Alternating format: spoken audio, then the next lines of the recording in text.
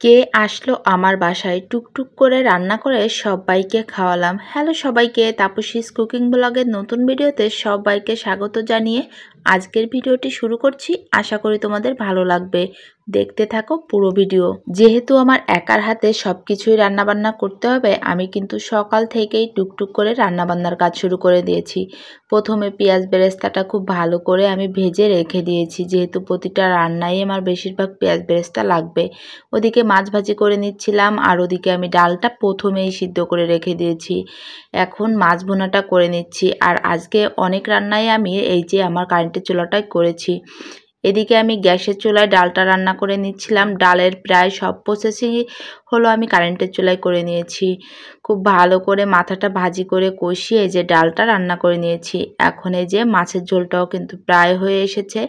বেরেস্তা ছিটিয়ে কিছু সময় আমি দমে রেখে দেব।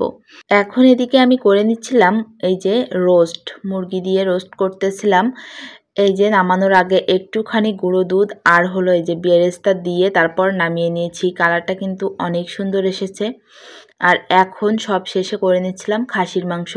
অবশ্য রোস্ট রান্না করতে করতেই কিন্তু আমি খাসির মাংসটা বসিয়ে দিয়েছিলাম, কিন্তু আমি স্টেপ বাই স্টেপ দেখানোর জন্য ভিডিওটা এডিট করে নাড়াচাড়া করে দিয়েছি, যাতে তোমাদের বুঝতে সুবিধা হয়। খাসির মাংসটা আমি হাতে প্রথমে মাখিয়ে তারপর মশলার সাথে খুব ভালো করে কষিয়ে তারপর হলো রান্না করেছি।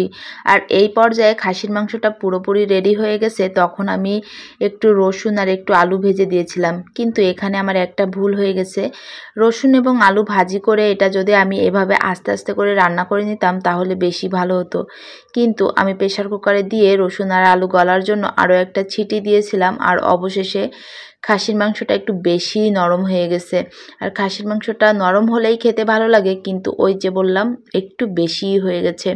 এটাই ভুল হয়ে গেছে, যা কিছুই করার নাই। আর এদিকে হলো আমি পোলাও রান্না করে নিচ্ছিলাম। পোলাওর শেষেও আমি ওই যে একটু দুধ আর একটু ঘি দিয়ে দিয়েছি। আর সব শেষে পেঁয়াজ বেরেস্তা একবারে প্রথমে করে রেখে আমার যে এত ভালো হয়েছে, তোমরাও এটা ট্রাই করতে পারো। ওদিকে আমার রান্না কিন্তু মোটামুটি সবই শেষ। এখন এই যে সবাই চলে এসেছে।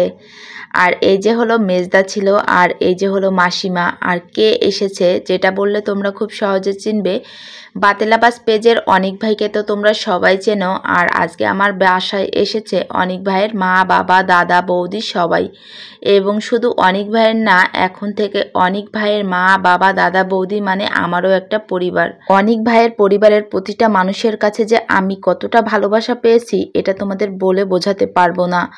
অনিক ভাইয়ের কিন্তু কোনো বোন নাই, সেই হিসাবে ও আমাকে আগে থেকেই দিদি বলে ডাকতো। কিন্তু অনিকের এই দিদি ডাকটা যে আমি সত্যিই ওর দিদি হয়ে উঠবো এটা আমার আগে থেকে ভাবা ছিল না। অনিক ভাইদের বাড়ি যেদিন আমি প্রথম গিয়েছিলাম সেদিন কিন্তু অনিক ভাইয়ের মা বাবা আমাকে মেয়ে বলে ডেকে ফেলেছে।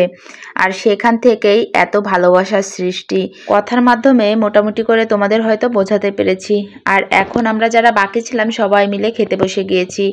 মাসিমা, মেসোমশাই, দাদা সবাই খাওয়া হয়ে গেছে। এখন আমি, অনিক ভাই, বলরাম, তোমাদের দাদা বাবু, মামুনি, বৌদি সবাই মিলে খাওয়া দাওয়া করে নিচ্ছিলাম। আর খাওয়া দাওয়া শেষ করে আমরা কিন্তু পূজা দেখতে বের হয়েছি।